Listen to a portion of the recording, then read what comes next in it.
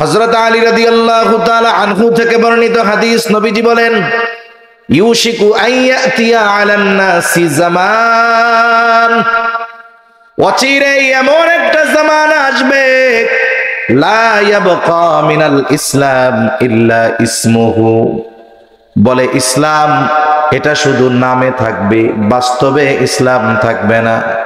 ওয়ালা ইয়াবকা মিনাল কুরআন ইল্লা রাসমুহু, কোরআন শুধু লেখায় থাকবে, বাস্তবে থাকবে না।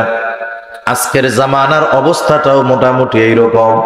আমরা সবাই বলি মুসলিম, আমাদের দিন হলো ইসলাম, আমরা হইলাম মুসলিম, কিন্তু বাস্তবেই আমাদের মধ্যে পরিপূর্ণ মুসলমানিত্ব নাই। আপনার সমাজে খোঁজ নেন, যে নিজেরে মুসলিম দাবি করে, নিজের ধর্ম দিন ইসলাম বলে, এই ধরনের মানুষ যারা, এরা কয়জন পাঁচ ওয়াক্ত নামাজ পড়ে? খোঁজ নেন তো। পড়ে ঠিক মতো? জোরে কোন পড়ে? পড়ে না। এক এলাকায় যদি 1000 মুসলমান থাকে, ফজরের নামাজে 2-3 জন পাওয়া যায় না। অনেক সময় ইমাম আর মুয়াজ্জিন ছাড়া মসজিদের মধ্যে কেউ থাকে না, ঠিক কিনা বলেন? অনেক সময় তো এমনও হয়, মাহফিলে রাত হইতে হইতে, সাধারণ মাহফিলের কথা কি বলবো, মাদ্রাসায় জামাত পায় না। মাহফিল রাত পর্যন্ত করতে করতে মাদ্রাসা, ওইখানে ফজরের নামাজ জামাতের সাথে কাজা হয়ে যায়। এইগুলো আমাদের অবস্থা। এজন্য আমরা যদি প্রকৃত মুসলিম হতে চাই, প্রকৃত মুসলমানের পরিচয় আমাদেরকে যদি গড়ে তুলতে হয়, তাহলে ইসলামী অনুশাসন মানতে হবে। এই জন্য আল্লাহর রাসূল বললেন, অচিরেই এমন এক জামানা আসবে, নামে থাকবে ইসলাম কিন্তু বাস্তবে থাকবে না। নাম হবে যে আমরা মুসলিম, কিন্তু মুসলমানিত্ব আমাদের মধ্যে থাকবে না। মুসলমান হওয়ার জন্য যেই কোয়ালিটিগুলো দরকার, গুণগুলো দরকার, সেগুলো আমাদের মধ্যে থাকবে না। আমাদের সমাজে শুধু মুসলমানই নেওয়া মুসলমান আর গরু খাওয়া মুসলমান ভরে যাবে। সমাজে মুসলমান, সব মুসলমানই নেওয়া আর গরু খাওয়া মুসলমান। প্রকৃত মুসলমানিত্ব আমাদের মধ্যে নেই। ইবাদতের ক্ষেত্রে মুসলমানিত্ব নাই, আচার আচরণ আখলাকের ক্ষেত্রে আমাদের মুসলমানিত্ব নাই। ইবাদতের ক্ষেত্রে মুসলমানিত্ব যদি অর্জন না হয়, কাফের মুশরিকরা আমাদের ভয় পাবে না। আজকে আমরা বলি যে এত মার খাইতেছি আমরা, ওরা আমাদের ভয় পায় না কেন? বলে ইহুদি মাত্র 1 কোটি, মুসলমান 250 কোটি। এরপরেও ইহুদিদের কেন ভয় নাই? আমাদের অবস্থা এরকম কেন? বলে আমাদের অবস্থা এইরকম হওয়ার কারণ হলো যে আমাদের মধ্য থেকে মুসলমানিত্ব বিদায় নিয়েছে।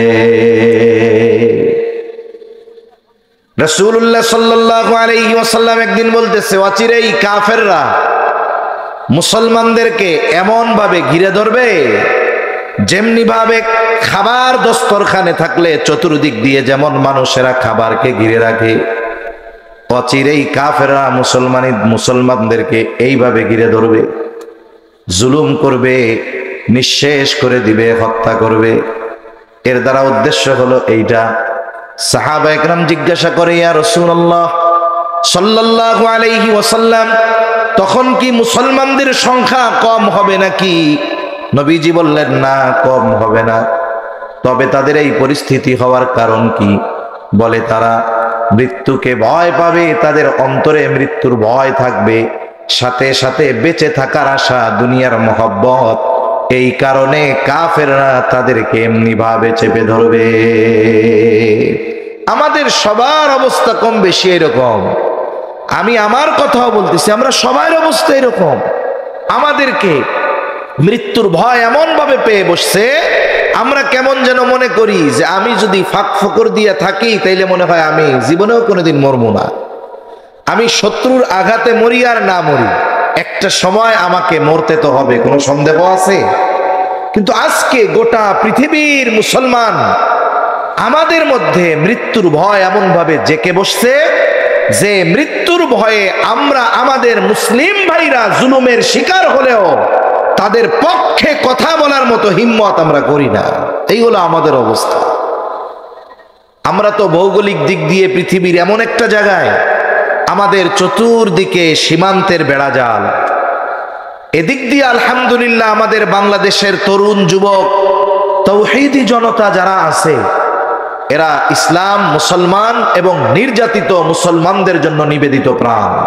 আমার মনে হয় যে যদি নির্যাতিত মুসলমানদের পাশে যদি বাংলাদেশের অবস্থান হতো, এদেশের লক্ষ কোটি তরুণ যুবকেরা, ইমানদারেরা, আমরা ইনশাআল্লাহ আমাদের মজলুম মুসলমান ভাইদের সহযোগিতায় সশস্ত্রভাবে জালেমের বিরুদ্ধে লড়াই করতাম, ঠিক কিনা বলেন? কিন্তু এরপরেও আমাদের ভৌগোলিক কারণে ইচ্ছা থাকলেও যাওয়া কঠিন। কিন্তু আফসোস লাগে, ওই যে গাজ্জার নির্যাতিত মুসলমানদের পাশে সব ইসলামিক কান্ট্রি, কোটি কোটি মুসলমানদের বসবাস, এর মধ্যে একটা দেশ ইহুদিদের দেশ, অথচ মুসলমানেরা কথা বলার হিম্মত নাই। সাহায্য তো বহুদূর, এই কথা বলার সাহস পায় না। কেন নির্বিচারে অন্যায়ভাবে মুসলমানদের হত্যা করতেছ, এই কথাটাও বুক উঁচু করে উঁচু গলায় মুসলমান শাসকরা বলার সাহস পায় না, ঠিক কিনা বলেন? এটা আমাদের জন্য বড় আফসোস। আর আমরা দাবি করি আমরা মুসলমান, অথচ নবীজি সাল্লাল্লাহু আলাইহি ওয়াসাল্লাম বলেন মুসলমানের সাথে মুসলমানের সম্পর্ক কেমন হওয়ার দরকার ছিল। আচরণগত দিক দিয়ে আমাদের মধ্যে মুসলমানিত্ব নাই। আল্লাহ রাসূল সাল্লাল্লাহু আলাইহি ওয়াসাল্লাম বলেন আল মুসলিমু আখুল মুসলিম, মুসলমান মুসলমানের ভাই। নবীজি সাল্লাল্লাহু আলাইহি ওয়াসাল্লাম বলেন মুসলমান মুসলমানের ভাই। আল্লাহ তাআলা কোরআনুল কারীমের মধ্যে বলেন ইন্নামাল মুমিনুনা ইখওয়াহ, এক মুমিন অপর মুমিনের ভাই। এই ভাইয়ের সম্পর্কটা কেমন হবে? নবীজি উপমা দেন হাদিসের মধ্যে, আল মুসলিমু কাজাসাদিন ওয়াহিদ, মুসলমান হলো একটি দেহের ন্যায়। ইনিশতাকা রাসুহু ইশতাকা কুল্লুহু, ইনিশতাকা আইনুহু ইশতাকা কুল্লুহু। নবীজি বলেন মুসলমান একটি দেহের ন্যায়, তার যদি মাথায় কোনো আঘাত পায়, বলে এই ব্যথাটা শুধু মাথায় থাকে না, গোটা দেহের মধ্যে এই ব্যথাটা ছড়ায়া যায়। পায়ের মধ্যে আঘাত লাগে, কাটার খোসা লাগে, পানি আসে কই দিয়া? চোখ দিয়া, জবান দিয়ে বের হয় আহ। সারা দেহের মধ্যে ব্যথায় জ্বর চলে আসে। তার মানে শরীরের যেই অঙ্গে আঘাত লাগুক না কেন, এই আঘাতের প্রভাব গোটা দেহের মধ্যে ছড়ায়া যায়। মুসলমানের সম্পর্কটা এইরকম হওয়া দরকার ছিল। তার মানে পৃথিবীর যেই প্রান্তেই হোক না কেন, একজন মুসলমান যদি নির্যাতিত হয়, একজন মুসলমান যদি কষ্ট পায়, ওই মুসলমানের কষ্ট গোটা পৃথিবীর সব মুসলমানের কষ্টের কারণ হওয়া দরকার ছিল। আমি যদি কষ্ট পাই, ওই কষ্ট নিবারণের, দূর করার প্রচেষ্টা করি। কিন্তু আমার এক মুমিন ভাই কষ্ট পাচ্ছে, তার কষ্ট আমার হৃদয়ে কষ্ট আনতে পারতেছে না, আমার চোখে পানি আনতে পারতেছে না। আর আমি যদি নিজের দাবি করি আমি আসলে মুসলমান, বলেন তো এই দাবি সত্য না মিথ্যা? ধরে বলেন। আচরণগত মুসলমান এটাও হইতে পারি নাই, আমলগত হইতে পারি নাই। এক মুসলমানের সাথে অপর মুসলমানের সম্পর্ক কেমন দরকার ছিল? প্রকৃত মুসলিম হওয়ার জন্য মুসলমানের সাথে ভালো আচরণ দরকার। নবীজি বলেন আল মুসলিমু মান সালিমাল মুসলিমুনা মিন লিসানিহি ওয়া ইয়াদিহি। নবীজি সাল্লাল্লাহু আলাইহি ওয়াসাল্লাম বলেন প্রকৃত মুসলমান হলো সে যার জবান এবং হাতের অনিষ্ট থেকে অপর মুসলমান নিরাপদ থাকে। কিন্তু আমরা আরেক মুসলমান, আমি যদি প্রভাবশালী হই, ক্ষমতাধর হই, তাহলে যে দুর্বল তার উপরে আমরা চেপে বসার চেষ্টা করি। আমার প্রতিবেশী যদি আমার চাইতে দুর্বল হয়, আমার যদি ক্ষমতা বেশি হয়, আমি চেষ্টা করি যে তার জমি দখল দিয়ে খাওয়ার জন্য। করে কি করে না বলেন? এজন্য আমরা আচরণগত মুসলমান হতে পারি নাই। ইবাদতের দিক দিয়ে মুসলমানিত্বের খবরই নাই। ফরজ নামাজ ঠিক মতো নাই, বান্দার হক ঠিক মতো নাই, আল্লাহর হক ঠিক মতো নাই। কিন্তু নাম হলো মুসলমান, ধর্ম কি বলে? ইসলাম। এই কথাই নবীজি সাল্লাল্লাহু আলাইহি ওয়াসাল্লাম বলেন যে এমন এক জামানা আসবে আইয়াবকা, ইসলাম থাকবে, নামে থাকবে, ইউশিকু আন ইয়াতিয়া আলান নাসি জামান লা ইয়াবকা মিনাল ইসলামি ইল্লা ইসমুহু, শুধু নামে থাকবে ইসলাম, বাস্তবে ইসলাম আমাদের মধ্যে থাকবে না। ওয়ালা ইয়াবকা মিনাল কুরআন ইল্লা রাসমুহু, নবীজি সাল্লাল্লাহু আলাইহি ওয়াসাল্লাম বলেন কোরআন থাকবে, তবে লেখায় থাকবে, বাস্তবে কোরআনের উপরে আমল থাকবে না। এখনো কোরআন আছে, লেখায় আছে, কিন্তু আমলে নাই। না আছে ব্যক্তিগত জীবনে কোরআন, না আছে সামাজিক জীবনে কোরআন, না আছে পারিবারিক জীবনে কোরআন, না আছে অর্থনৈতিক জীবনে কোরআন, না আছে রাষ্ট্রীয় জীবনে কোরআন। বলে কোথাও কোরআন নাই। কোরআন কই আছে? কয় বাড়িতে আছে, ওই একটা থাকের উপরে, মসজিদে আছে থাকের মধ্যে। আরে কোরআনের উপরে আমল তো বহুদূর। অনেক সময় অনেক মসজিদের মধ্যে গেলে দেখা যায় কোরআনের উপরে ধুলা জমা হয়ে এক পাত্তা হয়ে গেছে। আছে না নাই কোন? অনেক মসজিদের মধ্যে আছে।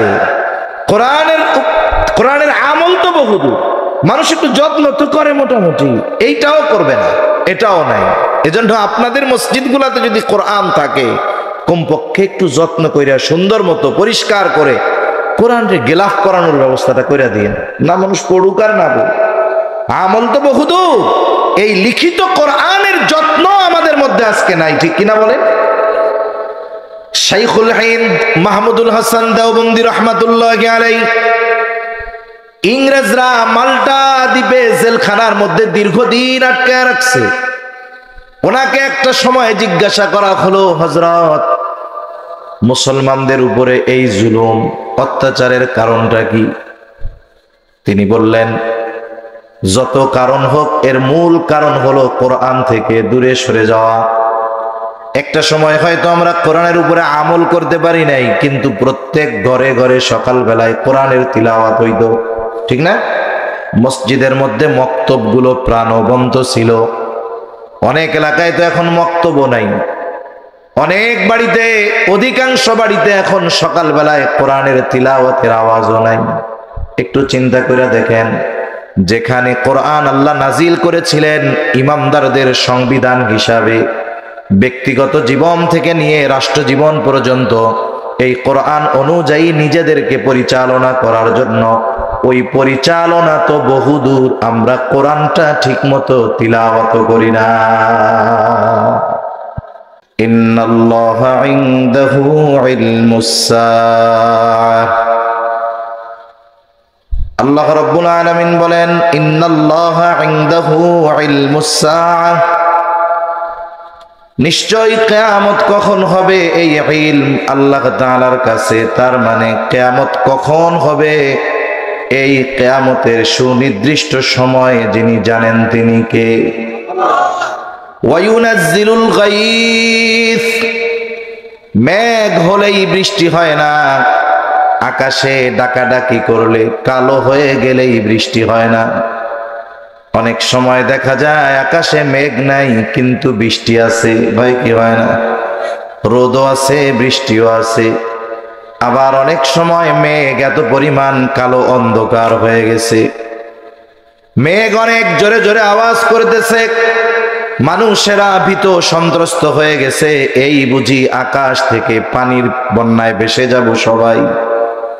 সবাই ঘরে ফিরে গেছে, বাহিরের শুকনা জিনিসগুলা ঘরে উঠায় ফেলছে, কিন্তু দেখা গেল বৃষ্টির কোনো খবর নাই। এই জন্য মেঘ হলেই বৃষ্টি হয় না, বরং বৃষ্টি কোথায় হবে এটা যিনি নির্ধারণ করেছেন তিনি কে? ওয়ায়ালামু মা ফিল আরহাম, গর্ভে সন্তান ছেলে না মেয়ে, এটা মূলত যিনি জানেন তিনি কে? এখন বলতে পারেন, হুজুর আল্ট্রাসোনোগ্রাফির মাধ্যমে তো আমরা জানতে পারি।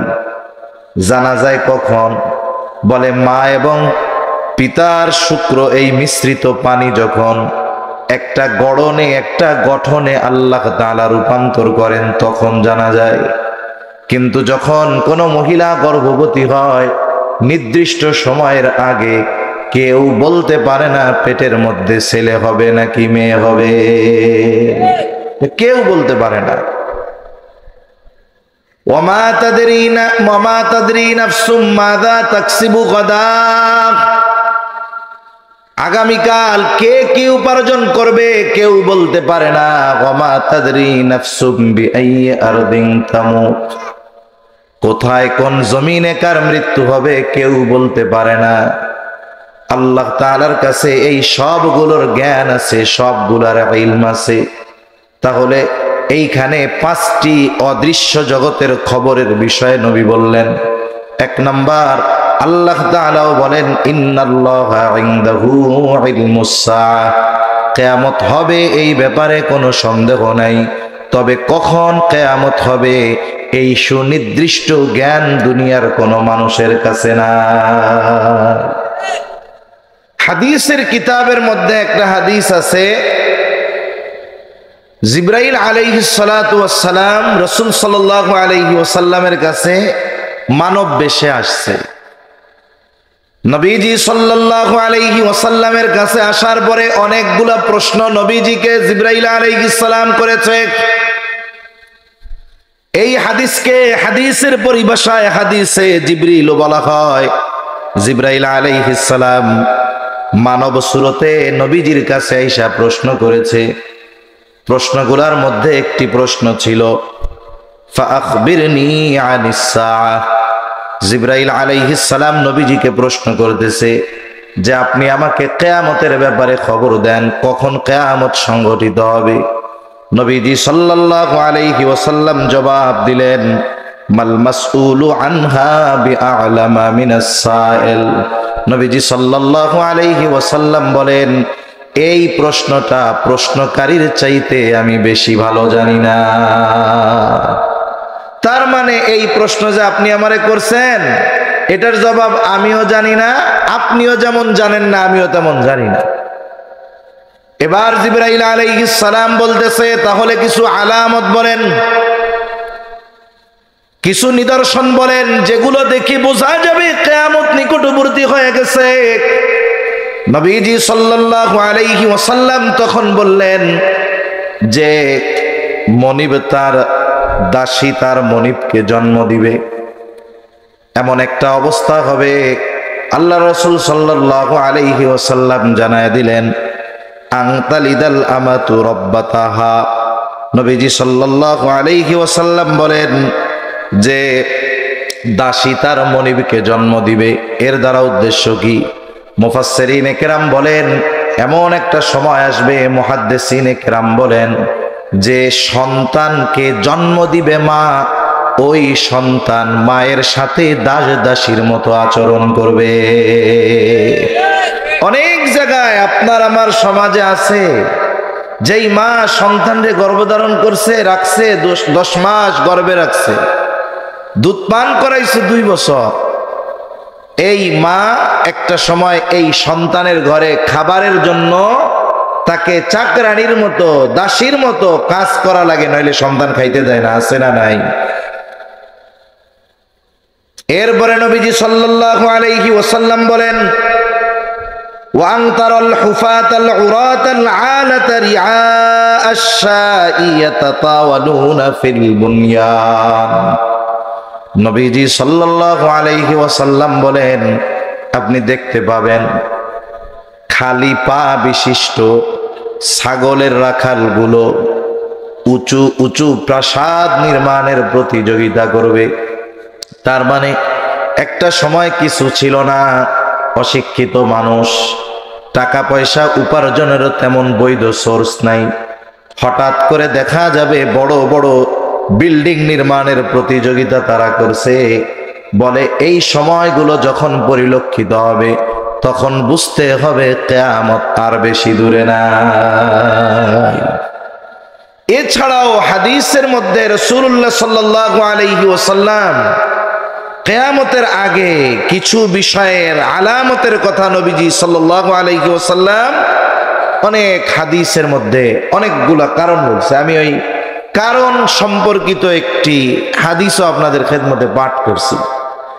এগুলো শুধু আমাদের শুনলে হবে না, এই হাদিসের আলোকে বর্তমান সময়ের পরিস্থিতি আশেপাশে নজর দিতে হবে যে এই বিষয়গুলো আমাদের মধ্যে এখন ঘটতেছে কিনা।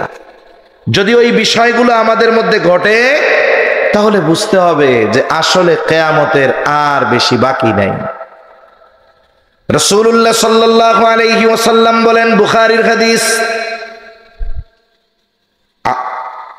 আবু হুরায়রা রাদিয়াল্লাহু তাআলা আনহু থেকে বর্ণিত, নবীজি সাল্লাল্লাহু আলাইহি ওয়াসাল্লাম বলেন, লা তাকুমুস সাআহ হাত্তা ইউকবাদাল ইলম। নবীজি সাল্লাল্লাহু আলাইহি ওয়াসাল্লাম বলেন, ওই সময় পর্যন্ত কিয়ামত সংগঠিত হবে না যতক্ষণ না ইলম উঠায় নিয়ে যাওয়া হবে। ইলম বলতে আমরা কি বুঝি? কোরআন সুন্নাহর এই বিষয়গুলা, এগুলা উঠিয়ে নিয়ে যাওয়া হবে, ইলম উঠায় নিয়ে যাওয়া হবে।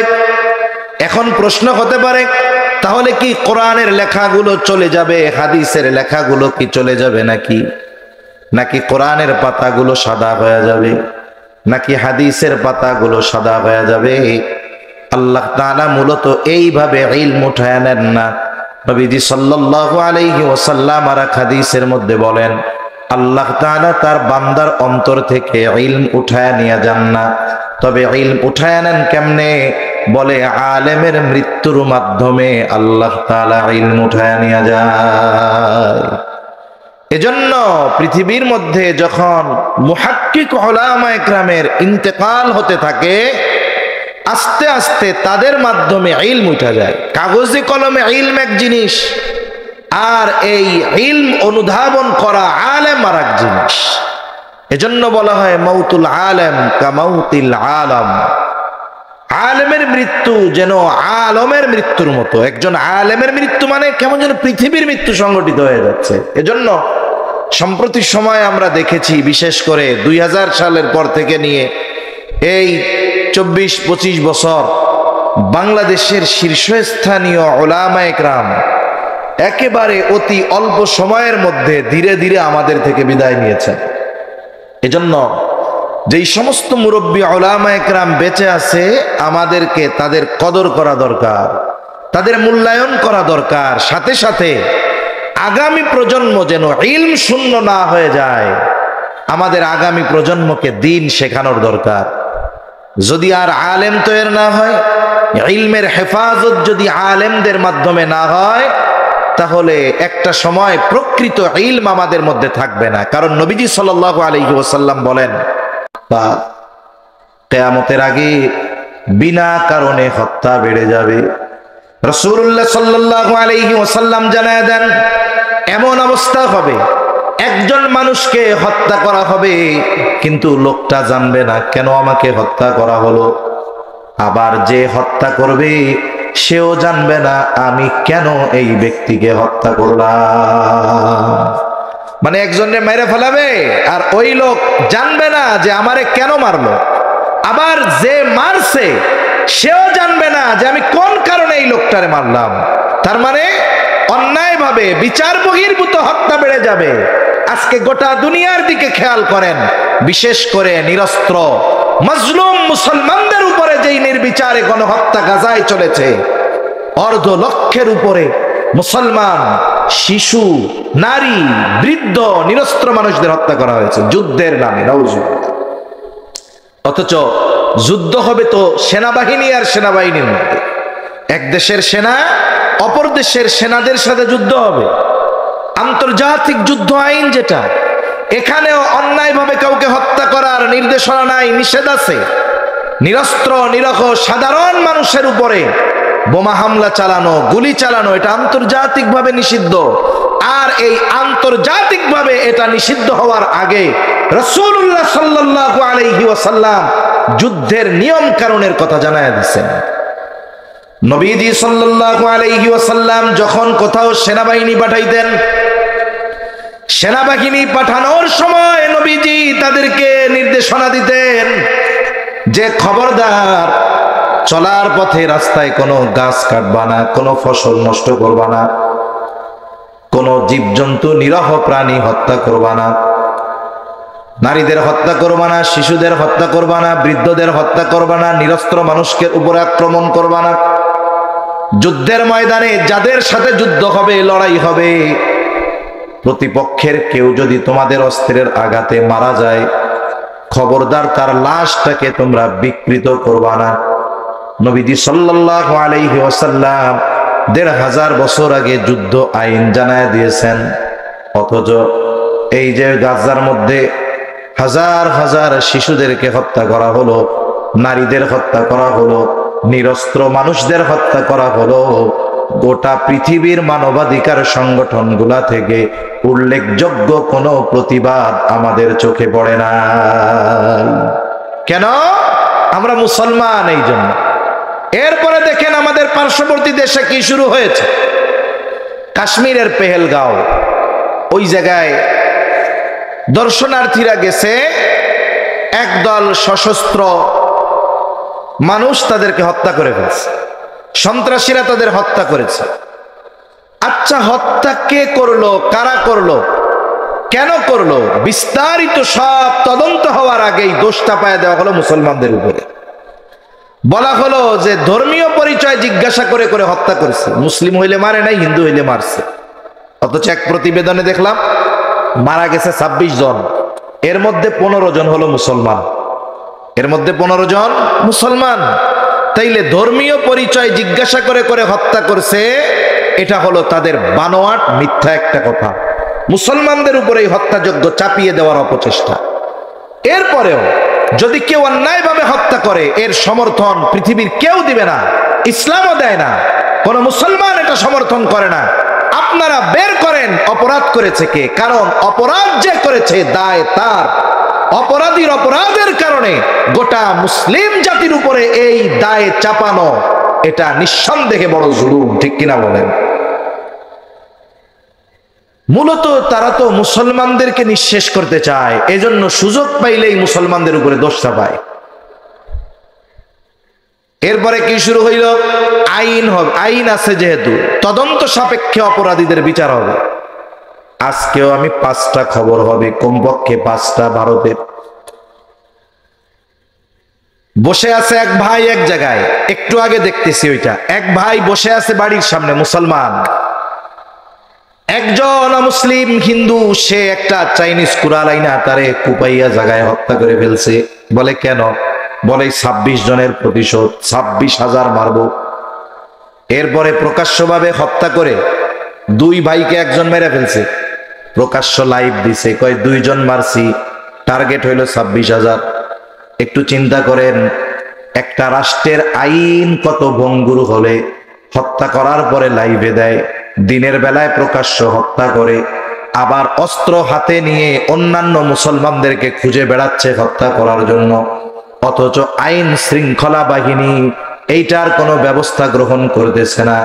এই তো অবস্থা কিয়ামতের আগে হবে, যে ওই লোকটা এমনিতেই বাড়ির সামনে বসেছিল, ওরে হত্যা করলো, আর যে হত্যা করেছে বাস্তবেই কিন্তু হত্যার মূল কারণ ওর নিজেরও জানা নাই। আর এটা আমাদের উপরে বেশি চলতেছে, মুসলমানদের উপরে। এক সময় হয়তো মুসলমানদের দেয়ালে পিঠ ঠেকবে, তখন হুঁশ হবে যে না, আর মার খাওয়া যাবে না, এখন প্রতিবাদ করতে হবে, ঠিক কিনা বলেন? তা নবীজি সাল্লাল্লাহু আলাইহি ওয়াসাল্লাম বলেন, কিয়ামতের আগে হারজ বেড়ে যাবে, হারজ বেড়ে যাবে, হত্যা বেড়ে যাবে, অন্যায়ভাবে হত্যা। এরপরে নবীজি বলেন, কিয়ামতের নিকটবর্তী সময় একটা সময় হবে, মানুষের সম্পদ এত বেড়ে যাবে যে মানুষ সম্পদ রাখার জায়গা পাবে না। মানুষ যে দান সাদকা করবে, দান সাদকা করার মতো মানুষও খুঁজে পাবে না।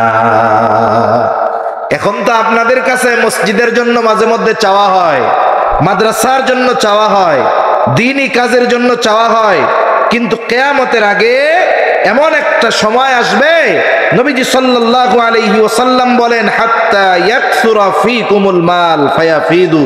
নবীজি বলেন, তোমাদের ধন সম্পদ এত বাড়বে যে উপচে পড়বে।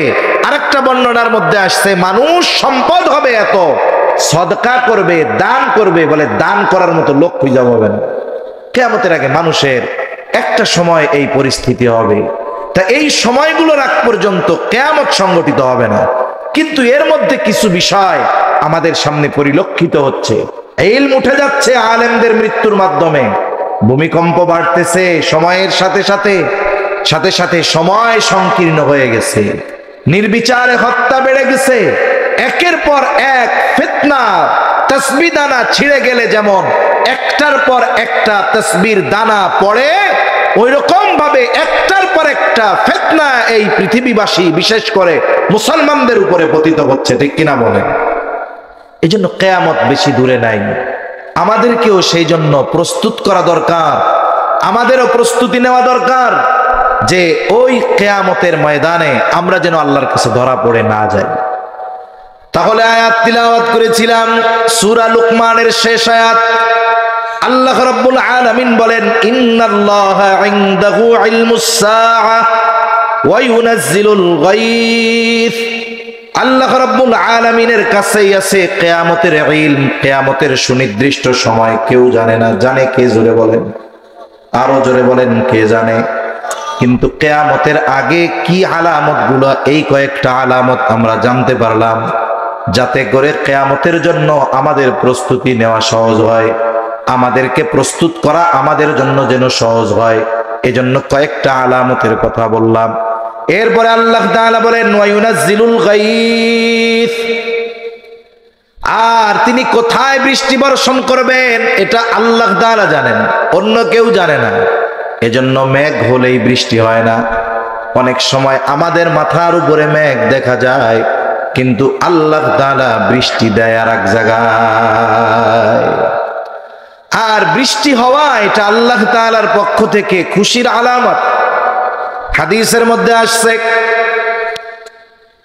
আল্লাহ তাআলা খুশি হইলে কি করেন? আল্লাহ তাআলা খুশি হইলে, যদি কোনো বান্দার উপরে খুশি হয়, বলে তার বাড়িতে আল্লাহ মেহমান পাঠায় দেয়। তার মানে বাড়িতে মেহমান আসা এটা আল্লাহ তাআলার সন্তুষ্টির লক্ষণ। আবার আল্লাহ তাআলা যখন বান্দার উপরে খুশি হয়, আল্লাহ তাআলা তখন বৃষ্টি দান করে। এজন্য আমরাও আল্লাহর কাছে দোয়া করব, যেহেতু কৃষি নির্ভর এলাকা আপনাদের, যথাসময়ে যদি বৃষ্টি হয় তাহলে ফসল উৎপাদন ভালো হয়। আল্লাহ তাআলার কাছে এজন্য দোয়া করা যে আল্লাহ আপনি আমাদেরকে যথাসময়ে যথেষ্ট পরিমাণ বৃষ্টি দান করেন। আবার বৃষ্টি হইতে হইতে মাঝে মধ্যে এমন বৃষ্টি হয়, বৃষ্টির ঠেলায় বন্যা হয়ে যায়। অনেক জায়গা হয় কি হয় না? অতিবৃষ্টি যেমন ক্ষতিকর, অনাবৃষ্টিও তো ওরকম ক্ষতিকর। এজন্য আল্লাহ তাআলার কাছে দোয়া করা। আর মেঘ হইলেই এই চিন্তা না করা যে এখনই ঢাইলা পড়বো। মেঘ হইলে বৃষ্টি হবে কিনা বা ওই মেঘ কোথায় বৃষ্টি দিবে, এটাও আল্লাহ তাআলার পক্ষ থেকে ফয়সালা। এরপরে আল্লাহ তাআলা বলেন, ওয়া ইয়ালামু মা ফিল আরহাম। গর্ভের ভিতরে ছেলে না মেয়ে, মায়ের পেটে ছেলে না মেয়ে, এটা দুনিয়ার কেউ জানে না। জানে কে? জোরে বলেন, আরো জোরে বলেন, জানে কে?